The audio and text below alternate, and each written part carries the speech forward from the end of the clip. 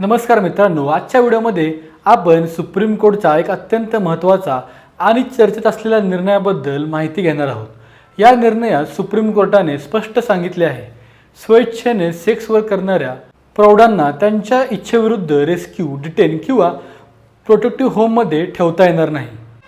कोर्टाने म्हटलं आहे की प्रौढ व्यक्तीची संमती, स्वातंत्र्य आणि सन्मानाने जगण्याचा अधिकार यांचा आदर केलाच गेला पाहिजे।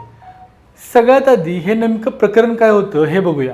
हे प्रकरण मानव तस्करी म्हणजे ह्यूमन ट्रॅफिकिंग आणि कमर्शियल सेक्शुअल एक्सप्लॉयटेशन्स संदर्भात एका जुन्या पब्लिक इंटरेस्ट लिटिगेशनमधून सुप्रीम कोर्टासमोर आलं होतं। वर्षानुवर्ष सुप्रीम कोर्टाने मानव तस्करी, महिलांचे शोषण आणि पुनर्वसन यासंबंधी विविध प्रश्नांचा अभ्यास केला आहे। या सर्वांच्या दरम्यान कोर्टाच्या लक्षात आलं की अनेक वेळी तस्करीच्या बळींना आणि स्वेच्छेने सेक्स वर्क करणाऱ्या प्रौढ महिलांना एकाच नजरेनं पाहिलं जातं।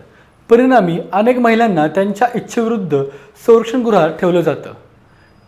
यावर सुप्रीम कोर्टाने स्पष्ट शब्दात सांगितलं, ह्यूमन ट्रॅफिकिंग आणि व्हॉलंटरी अडल्ट सेक्स वर्क या दोन गोष्टी वेगवेगळ्या आहेत। जर एखादी प्रौढ महिला किंवा प्रौढ व्यक्ती स्वतःच्या इच्छेने सेक्स वर्क करत असेल आणि तिच्यावर कोणतीही जबरदस्ती, फसवणूक किंवा तस्करी झाली नसेल तर तिला जबरदस्तीने रेस्क्यू करता येणार नाही।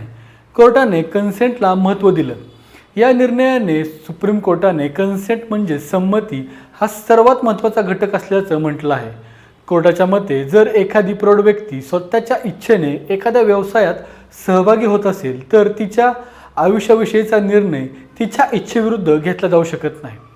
यावर कोर्टाने म्हटलं की एखाद्या व्यक्तीचं आयुष्य, स्वातंत्र्य आणि भविष्य याबाबतचा निर्णय घेताना त्या व्यक्तीची इच्छा विचारात घेतली गेलीच पाहिजे। मग रेस्क्यू कधी करता येते?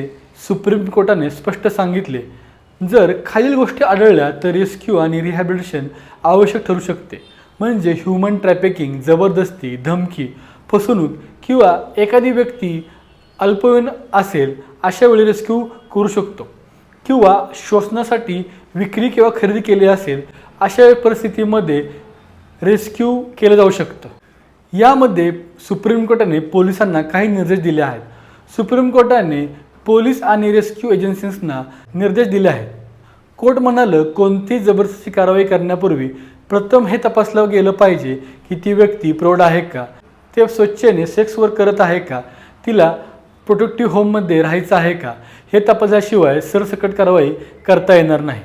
यापूर्वी सुप्रीम कोर्टाने काय म्हटलं होतं? 2022 सुप्रीम कोर्टाने महत्त्वाचे निर्देश देताना म्हटलं होतं की व्हॉलंटरी सेक्स वर्क स्वतःमध्ये बेकायदेशीर नाही।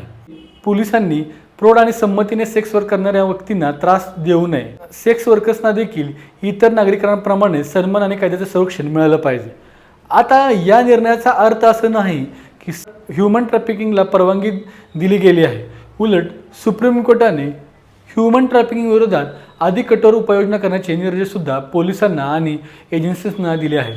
पण त्याचवेळी कोर्टने सांगितले आहे, ह्यूमन ट्रॅफिकिंग विक्टिम्स आणि व्हॉलंटरी अडल्ट सेक्स वर्कर्स यांना एकाच चौकटीत बसवता येणार नाही। हा निर्णय व्यक्तीच्या स्वतंत्रतेचा अधिकार, सन्मानाने जगण्याचा अधिकार, वैयक्तिक निवडीचा अधिकार यांना महत्त्व देणारा मानला जात आहे। सुप्रीम कोर्टने स्पष्ट केले आहे की प्रौढ व्यक्तींच्या आयुष्याविषयीचे निर्णय तिच्या इच्छेविरुद्ध घेणं हे संविधानातील मूलभूत अधिकारांच्या विरोधात जाऊ शकतं। तर मित्रांनो, सुप्रीम कोर्टाच्या या ऐतिहासिक निर्णयातून एक गोष्ट स्पष्ट झाली आहे, स्वेच्छेने सेक्स वर्क करणाऱ्या प्रौढ महिलांना त्यांच्या इच्छेविरुद्ध रेस्क्यू किंवा डिटेन करता येत नाही।